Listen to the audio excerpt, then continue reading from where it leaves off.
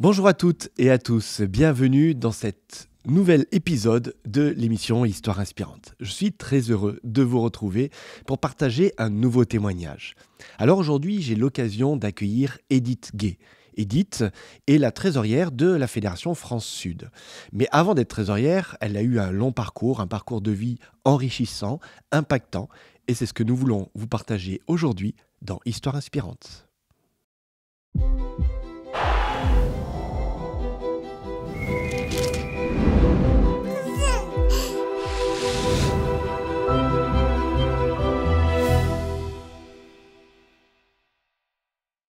Bonjour Edith. Bonjour Philippe. Tu vas bien ? Ça va, ça va. Heureux de te retrouver dans cette émission d'Histoire inspirante. Ça fait des années qu'on se connaît, Edith. On s'est croisés et on va y revenir dans de nombreuses occasions. Et particulièrement depuis quelques années maintenant.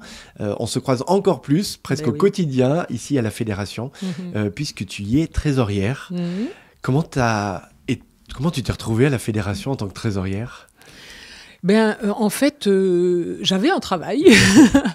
Et puis, on m'a appelé pour me dire est-ce que c'est quelque chose, un poste qui pourrait te convenir, etc. Et dans un premier temps, je disais non, j'ai un travail. Et puis, je pense que le Seigneur a fait un petit peu aussi dans ma tête et dans mon cœur un travail aussi de me dire de toute façon, moi, la seule chose que je peux savoir, c'est si une assemblée peut m'élire ou pas à ce poste-là, parce que je ne peux pas choisir d'être trésorière.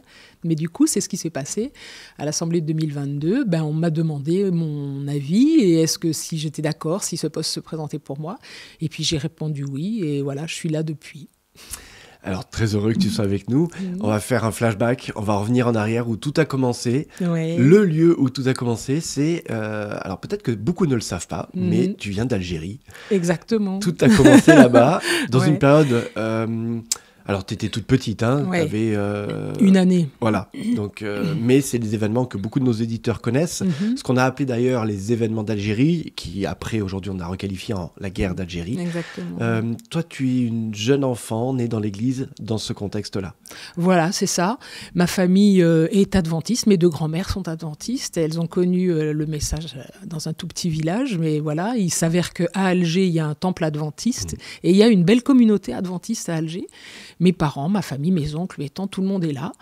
Et les événements d'Algérie, comme tu dis, font que on va devoir quitter ce lieu, devoir quitter ce pays, etc. Et comme beaucoup de personnes, on va se retrouver sur un bateau avec simplement le fait de dire que quand on descend et qu'on arrive à Marseille, on est à Marseille. Mais on va où ? Nulle part, parce qu'on n'a pas de famille en France. Ouais, il faut le dire aussi, le contexte du départ, tu le dis gentiment, vous partez d'Algérie, mais c'est pas un départ avec un retour. Non. C'est un départ aller sans retour. C'est ça. C'est un départ aussi précipité. Oui, et pas volontaire surtout. C'est difficile dans ces cas-là parce que c'est pas un choix de partir et c'est un exil qui est un petit peu difficile pour les familles. D'ailleurs, moi, encore une fois, j'ai toute petite, donc j'ai aucun souvenir de ça, mais je pourrais raconter en détail tellement ça nous a été raconté, parce que quand c'est difficile, voilà. Et ce contexte-là fait que, nous débarquons à Marseille en 62. Avec toute la famille. Avec toute la famille, mais toute la famille, à ce moment-là, c'est 12 personnes, parce qu'il y a des jeunes oncles et tantes, il y a mes grands-parents, etc. Et du coup, comment on loge 12 personnes, quoi ? Les familles, et surtout qu'on n'a pas de famille, encore une fois, en France, ni dans la métropole, ni rien. Et à ce moment-là, on débarque simplement. Ouais. Voilà. Vous débarquez sur le port de Marseille. Voilà. Et là, vous êtes pris en charge. Comment ça se passe, en fait ? Bien, en fait, on a entendu dire que dans le contexte qui était celui-ci, il y avait plus d'1 million quand même de pieds noirs qui vont arriver en France à ce moment-là. Le problème du logement va se poser, etc. Et il y a le séminaire adventiste de Collonges qui se positionne en disant « Écoutez, nous, on n'a pas du logement pour tout le monde, mais on peut mettre à disposition le gymnase. » Et du coup, nous, c'est notre seul point de chute. Donc, on va monter à Collonges avec toute la famille pour se retrouver dans un gymnase séparé en deux par un rideau avec des lits de camp d'un côté, déjà des lits de camp de l'autre. Ça va me marquer, ces lits de camp. Et puis, on va rester là, alors dans une situation précaire, mais en même temps avec un toit et enfin des gens qui accueillent, quoi. Donc ça, c'est une expérience qui va rester marquée pour mes parents, pour ma famille en tout cas. c'est le même gymnase qui existe encore aujourd'hui. Exactement. Donc pour tous ceux qui sont passés par Collonges, qui ont étudié à Collonges et qui ont joué dans ce gymnase-là, de s'imaginer que dans les années 60, vous étiez combien dans ce gymnase ? Oh là là, on était plusieurs familles, on était plusieurs familles parce que c'était un temps relativement court où on pouvait rester, c'était l'été, et quand les cours reprenaient, il fallait qu'on libère ce gymnase. Donc entre juillet et août 62, il fallait que les familles qui étaient là trouvent un travail, trouvent un autre logement, etc. etc. Et ça a été le cas, c'était la période où on pouvait travailler en Suisse ou travailler sur le côté d'Annemasse, etc. Et en fait, les oncles, mon papa, ma maman ont trouvé du travail à ce moment-là, et c'est ce qui fait qu'on s'est installé en Haute-Savoie définitivement, j'allais dire. Donc vous n'avez pas choisi la Haute-Savoie, non. Mais la porte d'entrée était le campus, et puis après, finalement, vous êtes établi dans la région. Ouais. Tu disais que tu as entendu cette histoire, tu as entendu ces histoires, finalement, de ce départ-là. Est-ce que tu peux dire que ça a marqué, alors pas ton enfance, mais peut-être si, ton enfance, ton adolescence, peut-être même ta vie d'adulte ? Je pense qu'on est tous marqués à vie parce qu'on entend du vécu de nos parents, de notre famille, de notre histoire. Finalement, ça fait partie de notre histoire, même si on a l'impression de l'avoir vécu par procuration, quoi, parce que c'est les autres qui ont raconté. Mais ça a été raconté tellement souvent et ça a été raconté, et encore une fois, avec une partie de choses difficiles, parce que la période n'a pas été difficile, mais une partie aussi de joie, parce que c'est un petit peu le taux des familles pieds noirs. Il y a beaucoup de rire, il y a beaucoup de joie, il y a beaucoup de moments de famille aussi. La famille, c'est tellement important.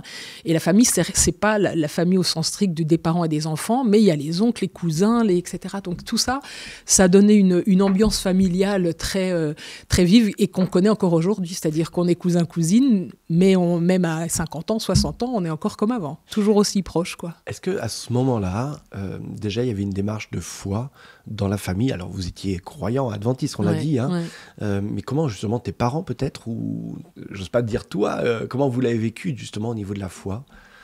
Je pense que ça a été quelque chose de difficile, les événements, en tout cas pour mes parents, pour mes jeunes oncles et tantes, etc. Mais bizarrement, la foi, finalement, c'était ceux qui restaient. Donc si ça restait pas, je crois que dans ma famille, ça aurait été difficile. Mais je veux dire, par rapport à d'autres familles aussi qui étaient en souffrance sur ces choses-là, le fait d'avoir la foi, on pouvait se raccrocher au moins à ça. Et quand on arrive à Annemasse, il y a un petit groupe de 15 personnes. Et 15 plus 12, tout d'un coup, l'effectif double. Donc c'est quelque chose qui est bien, parce qu'on sent qu'on fait partie d'une petite communauté qui est en train de grandir, etc. Et tout. Et du coup, on est resté. Je suis toujours membre de l'église d'Annemasse depuis 1962. Pas terrible, mais voilà. Mais c'est une belle chose, en tout cas, que cette foi ait conduit ma famille, avec des hauts et des bas, il ne faut pas se mentir, mais avec ça en fond, qui reste tout le temps là, présent, et qui est super important pour tenir le coup, et puis avancer aussi. Des hauts, des bas, quels auront été ces bas ? Qu'est-ce qui aurait été le plus difficile dans le fait de quitter l'Algérie, d'arriver en France ? Particulièrement, est-ce que peut-être l'église, ça a été difficile de se dire c'est une autre église ? C'est vrai que alors les côtés, j'allais dire les plus bas pour mes parents, je pense que c'était l'incertitude, parce que alors mes parents et toute ma famille, on n'avait rien du tout en Algérie, c'est-à-dire on n'était pas propriétaire de quoi que ce soit. On a des fois des idées un peu de dire tout le monde était. Non, nous, ma maman, elle travaillait chez un notaire, mon papa était électricien, on louait un petit appartement, c'était ça. Donc c'est pas tant d'avoir perdu des biens, des choses comme ça, on n'avait rien à nous, mais une espèce d'incertitude de dire mais on débarque et on va où et comment on va être pris en charge, et puis on connaît personne, et puis d'avoir un point de chute comme ça, et même se dire on connaît parce que c'est l'église, parce que c'est une institution de l'église, etc. C'était hyper rassurant ça pour eux, dans un moment où il n'y avait rien de rassurant, quoi. Vous connaissiez Collonges, vous aviez déjà entendu parler de Collonges à l'époque du campus, du séminaire ? Alors clin d'œil, mes parents, quand ils se sont mariés, en 58, ils avaient décidé de faire leur voyage de noces en France, et leur truc, c'était de venir à Collonges. C'était vraiment... Et j'ai retrouvé ça avec des photos de jeunes mariés de mes parents devant le central, etc. Et je me dis, tiens, il y a un clin d'œil aussi un petit peu. Donc, ils y étaient déjà venus, et ils avaient beaucoup aimé la région, ils avaient beaucoup aimé le coin. Donc, le fait, après, de se dire peut-être qu'il faudra qu'on s'installe là, c'était quelque chose qui leur paraissait bien, c'était beau pour eux. Ça les avait même rassurés, peut-être, d'une certaine manière. Ouais, tout à fait. Donc, voilà, bon entendeur, Collonges a été aussi un lieu où on vient faire des voyages de noces. Exactement, et des belles photos. vous vous installez sur la région d'Annemasse, tu l'as dit. Petit à petit, j'ai envie de dire, une vie normale reprend. Oui, tout à fait. Chacun commence à trouver du travail, etc. Et toi, tu es encore une très jeune enfant, enfin, tu grandis. Et puis, il y a un point de repère qui va devenir marquant et qui jusqu'à aujourd'hui est marquant pour toi, c'est l'église, mais c'est particulièrement le lieu de la JA, la jeunesse adventiste, des activités pour les jeunes. Oui, tout à fait. Moi, je pense que ça m'a sauvée. Je dis un mot fort, mais la JA, c'est un truc, je me dis, quand on est adolescent, qu'il y a des parties de vie un peu difficiles. À la maison, c'est pas toujours évident parce que le travail, c'est un petit peu aléatoire ou c'est un peu... Et puis il y a des éducations un petit peu strictes aussi, quelquefois. Et alors moi, d'aller à la JA, à l'époque, c'était les MV. Mais c'est devenu... Missionnaire volontaire. Exactement. C'était l'ancêtre de la JA. Oui, c'était mon premier badge, c'était ça. Mais du coup, j'étais tellement contente d'aller à la JA parce que ce que proposait l'Église pour ses activités de jeunesse, c'était un bol d'air, mais extraordinaire. Pour moi, pour ma sœur, pour mes frères aussi, puisqu'on est 4 en 5 ans, on est une fratrie qui est assez proche et tout ça. Mais oui, c'est vraiment le bol d'air. Et puis en plus... le fait de connaître, d'être en contact avec d'autres, de connaître d'autres vies aussi, d'entendre d'autres personnes vivre d'autres choses, etc. Pour moi, ça, c'était un enrichissement énorme en tant que jeune. Mais du coup, après, je me suis dit, je peux pas... je vieillis, je grandis, mais comment ça, je vais quitter la JA, c'est pas possible. Ça peut pas se limiter à ça. Et donc, tu t'y engages, tu continues de t'y engager, d'abord en participant, et puis après, tu deviens animatrice, responsable JA en local. Oui, tout à fait. C'est des belles périodes de vie, je trouve ça, parce que encore une fois, le contact humain, ça apprend tellement de choses, il y a tellement de généralités sur la vie, tout ce que ça peut apporter, tout ça, mais après, dans le réel, avec des vrais gens, avec des vraies histoires, etc., il y a des choses intéressantes, surtout au niveau des jeunes. Et moi, je sais que j'ai eu passé une adolescence qui n'était pas forcément facile, j'étais un peu rebelle quand même, et puis ça ne devait pas être facile pour mes parents non plus, donc je me disais, quand je voyais ces jeunes traverser ces périodes-là, etc., pour moi, ça avait été tellement salvateur, les JA, et de pouvoir s'épanouir, même parler à quelqu'un, que je me disais, il faut qu'il y ait cet espace-là pour ces jeunes. Alors, tu as un peu anticipé ma question, mais quelles ont été ces valeurs qui t'ont nourri à la JA ? Alors, l'amitié, je disais l'amitié parce que j'ai encore des amis maintenant de ma troupe JA, et que c'est quelque chose qui dure, et ce n'est pas toujours le cas. Et ça, en tout cas, c'était quelque chose d'important. Moi, j'ai donné beaucoup de valeur à l'amitié et je trouve que les troupes JA, c'est l'occasion pour ça. Une écoute aussi, qui n'était pas toujours évidente à l'époque parce qu'on ne parlait pas beaucoup avec ses parents. En tout cas, on ne se livrait pas beaucoup. Et puis là, il y a des animateurs, une animatrice, quand ça va moins bien, qui est là aussi pour de l'écoute. Et puis de m'y sentir bien, en confiance. Quand il y a des périodes où on vit des moments très tendus partout ailleurs, un endroit où on est bien, où on souffle et où on se sent apprécié pour ce qu'on est aussi. Ça, c'est quelque chose que j'ai pas toujours retrouvé ailleurs non plus, mais en tout cas dans ces troupes JA, c'était ça, L'amitié, c'est quelque chose d'important. Tu vas être étudiante au collège, au lycée, et au lycée, tu vas tisser d'autres amitiés, particulièrement une amitié avec une personne. C'est vrai. Une personne avec qui on est copains, comme ça, un peu de loin, au collège déjà. Et puis ensuite, on se retrouve dans la même classe, c'est Didier. Et Didier, c'est un garçon timide, hyper... Je sais pas, il me touche beaucoup parce que justement, il est très timide, il n'est pas un peu macho comme les autres, etc. Je dis les autres de ma classe, je précise, mais oui, il est un peu timide, mais on a l'occasion d'échanger, et puis il a beaucoup d'humour, et alors moi je suis fan de l'humour, et du coup il me fait beaucoup rire, et on devient vraiment potes en première, en terminale, etc. On va réviser le bac ensemble avec des copains, etc. et tout, mais ça reste mon pote Didier, Et puis ce pote Didier va devenir, je crois que ça doit être le jour du bac où vraiment il se déclare un petit peu, et il va devenir mon petit copain, qui va devenir un compagnon un petit peu plus important après, et puis qui va devenir mon mari du coup. Mari, père de tes filles aussi. Depuis 42 ans du coup. C'est important, depuis 42 ans, bravo quand même, il faut le noter aussi. Non, c'est une belle chose. Didier, vous allez évoluer ensemble. Toutefois, Didier n'est pas croyant. Non. Comment ta famille vit le fait, parce qu'on est quand même dans un contexte aussi où à l'époque l'Église a aussi ancré dans certaines valeurs qui peuvent être des fois un peu dures. Comment c'est aperçu le fait que tu sois en couple avec quelqu'un qui ne soit pas croyant? Par rapport à Didier, pas du tout de rejet, de choses comme ça, parce que mes parents voient que c'est une personne qui est Didier, quoi. Pour ceux qui le connaissent, c'est quelqu'un de vraiment sympathique et qui a du mal à pouvoir lui en vouloir de quoi que ce soit, etc. Mais c'est vrai que ça travaille dans l'esprit, notamment de mon papa, qui est très... il n'est pas sur la règle pour la règle, mais il est soucieux. Je me rends compte après qu'il est très soucieux de se dire, est-ce que ma fille va pouvoir garder sa foi, ou est-ce que ma fille va pouvoir être dans un ménage qui tiendra la route avec, etc. C'est de l'inquiétude. C'est légitime. Exactement. C'est plus de l'inquiétude qu'autre chose. Et puis, ça se passera bien. Oui, ça se passe très bien. Même si Didier, de temps en temps, il vient avec toi à l'église. Ah oui. Mais pour autant, la foi, c'est toi, c'est ta foi. Et lui, il se positionne comment? Il vous observe? Oui, toi et il les me voit, filles. voilà, il me voit vivre ma foi. Avant qu'on ait les filles, déjà quand on se connaissait au collège, etc., il savait que j'avais des activités JA. Je lui parlais souvent, tel week-end, on est dans tel camp, etc. Et...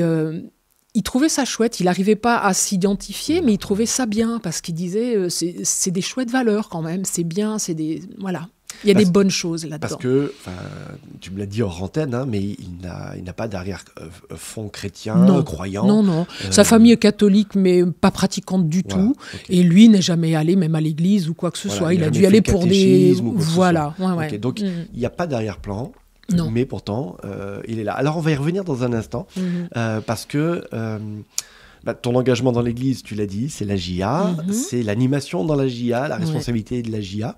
Mais il y a aussi un autre volet qui te tient à cœur, peut-être un peu lié à ton histoire de réfugié, finalement, non? Oui, tout à fait. Je l'ai réalisé que très très tard, en fait, tout ça, mais je me dis, je suis une migrante aussi, puisque j'ai traversé la Méditerranée pour fuir quelque chose qui était dangereux derrière, et je m'identifie un peu à ça. Mais avant tous cet épisode des migrants, etc., j'ai été très touchée par le volet humanitaire de l'Église aussi. Donc, ADRA, pour moi, ça a été quelque chose de... Ce qu'on appelait le secours adventiste avant. À l'époque, exactement. Donc, ça m'a beaucoup intéressée. J'étais touchée de voir que le secours adventiste devienne une entité qui devienne plus importante en France et qui, au niveau de la France, on avait besoin d'ADRA. ADRA était déjà présent dans plusieurs pays et ailleurs, mais nous, on avait du mal à constituer ça. Donc, je me souviens très bien de Brina Leroux, pour ne pas la citer, ce sera peut-être la seule personne que je citerai, mais qui a vraiment fait un travail extraordinaire pour faire en sorte que ADRA France existe et surtout persiste. Et du coup, maintenant, c'est une belle institution, c'est des choses. Donc moi, dès que ADRA France a pu être en place et sur pied, etc., j'ai voulu faire des projets avec ADRA, participer de façon locale, mais aussi sur des projets pour les jeunes. Ça m'intéressait de donner aux jeunes cette fibre un petit peu humanitaire dans le service. Ça s'appelle l'humanitaire, mais en fait, le Christ, il appelait ça son prochain, tout simplement, quoi. Tu vas, à cette occasion, parce qu'il y a ces deux jambes, la JA et l'humanitaire avec ADRA. D'ailleurs, vous organiserez régulièrement, mais tu as été aussi une de ces chevilles ouvrières, des voyages, des rencontres. Des projets, à l'étranger. À l'étranger, je crois, en Roumanie. En Roumanie, on est parti. On avait fait un projet sur le camp Grande-Sainte, un camp de migrants, qui là était bien chez nous. Dans le nord de la France, mais qui valait le coup d'y aller aussi. Puis je pense que pour des jeunes, vivre ces choses-là en concret, on sait de quoi on parle, etc. Et puis, il y a eu d'autres projets plus locaux pour lesquels on embarquait toujours les jeunes. Moi, ça m'intéressait qu'ils soient le moteur de leur projet. Ils aimaient bien avoir le sens du projet quand on y sera. Mais ce qui était intéressant, c'était tout le travail avant ensemble, encore une fois, communautaire, même quand on n'est pas d'accord, mais il faut qu'on fasse quelque chose parce que le projet, il est commun. Ça, c'était très chouette. C'est des belles expériences avec ces jeunes-là que je porte toujours beaucoup dans mon cœur. Et ils le savent. Et c'est là où Didier va réapparaître dans ton histoire. Enfin, il n'a pas disparu, il a toujours été là. Mais lui qui regarde l'Église, alors je ne veux pas dire de loin, parce que de temps en temps, on le voyait apparaître, il te donnait un coup de main dans des rencontres ou autres. Mais voilà, la question de la spiritualité, pas forcément impactée. Et puis là, il voit ton engagement auprès d'ADRA. Il voit ton engagement humanitaire, et là, chez lui, ça éclaire une petite lumière, qui deviendra une grande lumière. Oui, c'est vrai, parce que c'est quelque chose qui va le toucher aussi beaucoup. L'autre, le prochain, etc., c'est quelque chose de nouveau un peu pour lui, parce qu'il dit, dans le monde extérieur, on est tellement à plutôt s'occuper des siens, voire de soi-même.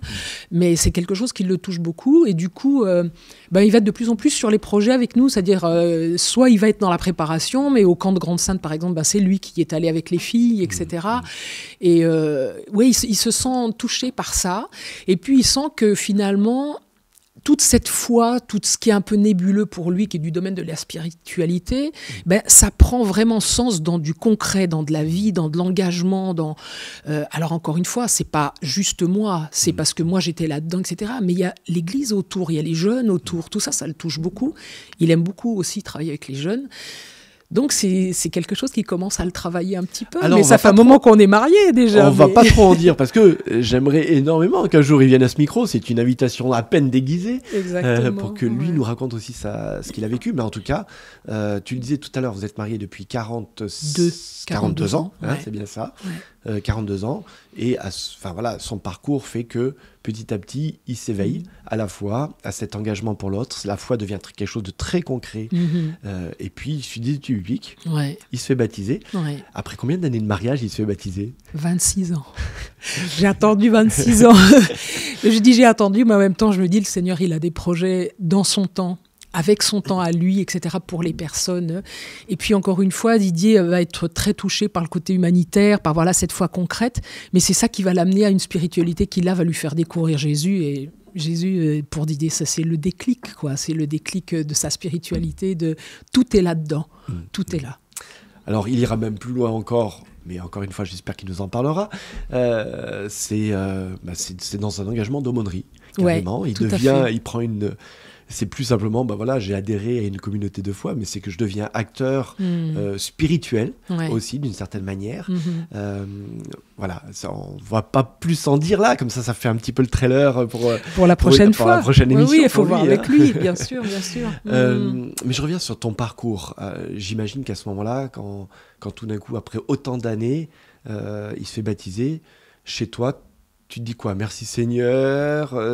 Je sais pas quoi dire le premier jour, quand il me l'annonce comme ça, parce que c'est Didier, il va pas faire, tu le connais, il est très timide, etc. Réservé, donc c'est tout juste, il n'ouvre pas la porte de la cuisine en disant au fait, je vais me faire baptiser, et puis il referme la porte, et moi je suis derrière là, et je sais tellement pas quoi dire, parce que c'est beau en même temps, et puis je me dis mais Seigneur, c'est vrai là, tu peux faire ça, quoi, tu peux transformer quelqu'un et toucher quelqu'un à ce point-là, et je me dis. Pour nous, peut-être quand on baigne dedans, etc., c'est presque un chemin logique qui va souvent vers ça. Mais je dis, waouh, pour quelqu'un qui n'est pas du tout croyant au départ, qui n'est pas, etc., mais ce que tu peux faire dans le cœur des personnes, c'est quelque chose d'extraordinaire. Là, c'était aussi un point pour moi de confiance en Dieu extraordinaire, parce que je me dis, au bout de 26 ans, moi, des fois, tu dis, je n'y crois plus. Et ça m'a donné une leçon de persévérance aussi, de me dire, continue à prier, sois dans la prière, continue, le Seigneur, il a un temps pour, etc., mais... Et confiance et sois persévérante, quoi. On va basculer du point de vue professionnel. Ouais. Tu suis une formation pour être comptable, tu deviens comptable, tu évolues professionnellement dans différentes entreprises et puis tu deviens assistante de direction, assistante de manager dans une entreprise de transport. Toujours en Haute-Savoie. Tu es devenue savoyarde, tu n'as pas bougé. Ça suffit, j'ai déménagé enfant, je ne bougerai plus. Et puis un jour... Alors, engagé dans l'église, et puis tu apprends qu'un poste s'ouvre à Collonges, un poste qui est loin d'être facile. Alors, tu vas peut-être le découvrir après. Oui, c'est vrai. C'est qu'il y a un poste à un fort enjeu, c'est le poste d'administrateur, c'est-à-dire le directeur financier, le trésorier de Collonges, dans une période compliquée aussi. Comment tu reçois cet appel ? Comment tu vis cet appel spirituellement aussi ? Dans l'entreprise où je suis un peu en souffrance parce que ça ne correspond pas toujours à mes valeurs, la façon dont on dirige la chose, etc. Et tout. Et je me dis, ça fait quand même 13 ans que j'y suis. C'est une habitude, etc. Mais quelquefois, ça me traverse un peu l'esprit. Et puis, dans une rencontre, je rencontre justement un administrateur de l'église qui me dit mais qu'est-ce que tu fais ? Je t'entends là parler de etc. C'est quoi ta formation ? Alors, je lui dis que j'ai une formation de trésorerie et de comptabilité, mais que je suis plutôt assistante manager maintenant. Il dit, mais voilà, il y a un poste qui s'ouvre à Collonges. Et alors, comme tu dis, je ne sais absolument pas ce qu'il en est de ce poste à Collonges. Et j'essaye d'en savoir un petit peu plus. Et je suis contactée, donc à l'époque, par le directeur de Collonges, du campus, qui est super bienveillant avec moi, qui me présente un petit peu le poste, les enjeux aussi. C'est une période de transition pour le campus aussi, au niveau d'une convention collective qui est un peu difficile, etc., à mettre en place et tout. Mais je ne sais pas pourquoi, encore maintenant, je me sens poussée par ça parce que j'étais en train de me dire peut-être que j'ai fait mon temps dans cette entreprise où je suis et qu'il y a peut-être autre chose à faire. Puis en plus, là, c'est l'église, quoi. C'est pouvoir travailler encore pour, c'est super. Donc, quelquefois, on est un peu naïf sur ce truc-là, mais tant mieux, parce que c'est ce qui nous pousse. Et du coup, moi, j'étais poussée par ça, et encore une fois, avec la bienveillance du directeur de l'époque, et c'était une belle chose aussi pour moi. Donc voilà.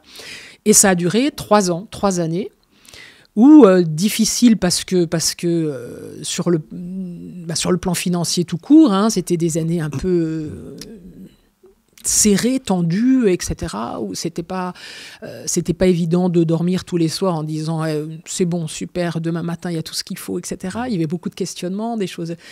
Donc une période un petit peu difficile pour en tout cas pour le travail. Mais par contre tellement bénéfique par rapport aux gens, les personnes au campus, les gens, l'école à côté avec les enfants, les professeurs, toutes les personnes que je rencontre sur ce campus, waouh, quoi, c'est tellement bien. Enfin, moi, je viens d'une autre ambiance, quoi, quand même, où c'est un petit peu le tiraillement, où c'est un petit peu chacun pour soi, etc. Et là, je trouve une bienveillance, même malgré la difficulté de la tâche elle-même, mais vraiment une bienveillance avec les services administratifs, comme tout le reste. C'est une belle expérience pour moi, ça aussi, de me dire, voilà, oui, ça va pas être facile tout le temps, mais en tout cas, il y a ça, ici, il y a ça. Est-ce que tu as réalisé que tu as été nommé à la direction avec, c'est le numéro 2, on va dire, du campus, dans l'institution qui vous avait hébergé, qui vous avait accueilli quand tu as débarqué d'Algérie? J'ai fait le rapprochement à un moment où on était en train de faire une espèce de petit agenda qu'on fait tout le temps, et puis on met les photos un petit peu, et puis il y a une période où c'est qu'on avait fait un peu l'historique du campus, et c'est là que je me suis rappelé, je dis non, mais quelqu'un cherchait des photos justement. Et j'ai retrouvé une photo de moi à 1 an, donc c'est mes premiers pas tout le temps, je dois avoir un petit peu plus, vers 18 mois par là, et je suis à la porte du gymnase justement. Donc j'ai ressorti cette photo-là et je me dis, waouh, autant d'années après, c'est une boucle quoi en même temps. Et je dis, est-ce que vraiment je suis sortie de cette boucle? J'ai pas l'impression, parce que finalement le Seigneur, à travers l'Église, les JA, ADRA, etc., il me maintient tout le temps dans son fief, quoi. Il y a ce parcours à Collonges, donc tu l'as dit, 3 années. Tu retournes à la vie civile, on va dire ça comme ça. Mais enfin, tu reçois un appel à travailler finalement dans une autre institution religieuse pour l'Armée du Salut. Exactement. Alors là, on change complètement de domaine, mais en même temps, c'est quand même très lié finalement à ton cœur à la fois pour la mission et à la fois pour les personnes en difficulté. Ouais, tout à fait. C'est une institution qui s'occupe d'adultes handicapés vieillissants, des handicapés mentaux. C'est tout nouveau pour moi parce que j'ai pas eu affaire à ce public-là. Mais la direction de ce centre est bienveillante aussi. Voilà, c'est quelqu'un qui fait partie de l'Armée du Salut, pour qui cette institution c'est comme une mission, donc c'est quelque chose d'important, et puis je sens ça aussi, il y a vraiment une bienveillance, il y a vraiment quelque chose de spécial, et puis les résidents quoi, finalement on s'y attache, ils sont hyper touchants, ça fait partie de notre quotidien, on est 8 heures par jour avec eux, etc. Donc du coup ça prend son sens aussi, même si on fait un travail administratif, il y a toujours du contact, en tout cas dans cette institution ça s'est voulu comme ça, de dire vous n'êtes pas dans les bureaux et on voit pas les autres, non, on est tout le temps sur les unités pour aller voir les personnes, passer du temps avec eux, discuter un petit peu, voilà. Puis après, il y a la fédération, et ça, tu nous en as parlé. Finalement, si je regarde un petit peu sur les dernières années, là, je pense quoi, ça fait 10, 15 ans peut-être, ces 10, 15 dernières années, finalement, c'est comme s'il y avait eu un basculement dans ta vie professionnelle, c'est-à-dire qu'à un moment donné, suffit de travailler pour travailler, mais de travailler peut-être avec davantage de sens, voilà, que ça soit au campus dans un premier temps, que ça soit pour l'Armée du Salut, que ça soit pour la Fédération aujourd'hui. Est-ce qu'on peut dire qu'il y a eu une phase de vie, de dire, maintenant, je travaille pour le Seigneur? Moi, j'ai toujours eu l'impression de travailler pour le Seigneur. même dans des endroits très différents. Je trouvais que c'était bien aussi d'amener le Seigneur là où il n'était pas. C'est-à-dire que dans les entreprises où j'ai travaillé, qui n'étaient pas liées à l'église ou à une église ou à une institution religieuse, il y avait des belles personnes aussi, où il y avait des personnes en difficulté, etc. Et tu pouvais amener Jésus là, tu pouvais amener ta foi là, donc partout, je trouvais que c'était intéressant. Moi, j'ai fait pas mal de boîtes, finalement, dans tout mon parcours, etc. Mais par contre, c'est vrai que je reconnais ça n'enlève pas les difficultés et je ne suis pas en train de dire que c'est tout rose, etc. et tout. Mais qu'est-ce que c'est différent d'avoir, encore une fois, de la bienveillance en face, ou alors, le retour de personnes qui sont sur la même lignée que vous, qui sont un petit peu... Voilà, ça, c'est très apaisant, encore une fois, dans le travail, puisque le travail, c'est le travail et on n'est pas toujours d'accord. Et voilà, mais en tout cas, ça ne crée pas de tension, ça ne crée pas d'orgueil. Moi, j'ai connu beaucoup d'orgueil dans le travail et je me dis, dans ces institutions-là où j'ai travaillé, ça y était pas. Et... ça, c'est une belle chose pour moi. Ça m'a encouragée à dire, t'es à la bonne place. Si tu avais, en une ou deux phrases, un recul sur tout ce parcours-là, depuis l'Algérie, ton mariage, tes différents lieux de service, que ce soit en entreprise ou que ce soit dans des institutions religieuses, qu'est-ce qui, toi, t'a le plus marqué de ce parcours et de ce parcours spirituel peut-être aussi ? Avec le recul, je me dis maintenant, j'ai l'impression que le Seigneur, il est partout, il est tout le temps là. Mais en fait, on s'en rend pas compte tout le temps. Ça a l'air banal ce que je dis, mais c'est justement avec ce recul qu'on se dit « Ah, mais là, je regarde en Algérie, il y avait déjà l'église. » Et puis après, on arrive à Marseille, il n'y a rien. Ah si, il y a l'église, via le campus. Et puis après, il y a l'église. Ah, il y a un petit groupe à Annemasse, c'est encore l'église. Et je peux m'épanouir à la GIA parce que ça fait partie de l'église, et à Adra aussi. Et je me dis, mais en fait... l'église est tout le temps là, avec ses bons, ses mauvais côtés. Il y a des choses qui sont quelquefois difficiles à vivre en église, et je m'adresse à ceux qui ont pu vivre des choses comme ça en église. Oui, il y a des difficultés, oui, il y a des personnes qui sont imparfaites, et nous sommes tous imparfaits. L'église est imparfaite, on en fait partie. Mais il y a d'autres choses où, quand on fait un peu le recul, on dit, mais si j'avais pas eu, ne serait-ce que pour ma foi, pour m'éveiller moi-même aussi à d'autres choses, et je me dis, ça m'a aussi appris... la persévérance, je veux dire, dans la foi, dans la prière aussi. C'est une chose que je banalisais peut-être un petit peu. Et puis maintenant, le fait d'avoir une confiance vraiment en Dieu et d'avoir de la persévérance dans la prière, dans autre chose, me dit, vraiment, il faut continuer. Il y a des choses où le temps de Dieu n'est pas ton temps, mais persévère. Continue à avoir confiance, mais une confiance, là je la prends, mais vraiment sur ces dernières années-là, une confiance vraiment... profonde, c'est-à-dire ne dis pas à Dieu ce que tu aimerais qu'il fasse pour toi, laisse-lui tout et lui, il va faire, tu vois, fais-lui confiance pour ce qu'il va faire pour toi, pour ta famille, pour tes enfants, etc. Ça, c'est quelque chose que j'apprends encore maintenant, surtout dans un métier où tu as le contrôle, tu es obligé d'être dans du contrôle, tu es tout le temps là-dedans avec les chiffres, etc. Et je me dis, ça fait du bien de pouvoir se dire, Seigneur, là, c'est toi qui contrôle. Je sais que tu as un texte que tu nous as préparé. Oui. C'est un petit texte dans Michée. Alors, il est facile à retenir, c'est Michée 7,7. Voilà, ça résume un petit peu ça. Il dit ceci. « Pour moi, je regarderai vers l'Éternel, je mettrai mon espérance dans le Dieu de mon salut, et Dieu m'exaucera. » Pourquoi ce verset particulièrement ? Parce que ça résume un petit peu ça dans ma vie en disant « Fais confiance, fais confiance, tu vas voir, il y a des choses qui vont se passer, ça va pas être tout rose, mais fais confiance, il y a des choses extraordinaires, il a des promesses et tout, et puis le dernier mot c'est « il exaucera » quoi. Merci beaucoup Edith de ta franchise, merci de nous avoir révélé un peu plus de toi. Merci beaucoup. Et puis je te propose qu'on aille graver ça, en tout cas, écrire avec de l'encre sur notre mur des témoignages. C'est vrai. Maintenant.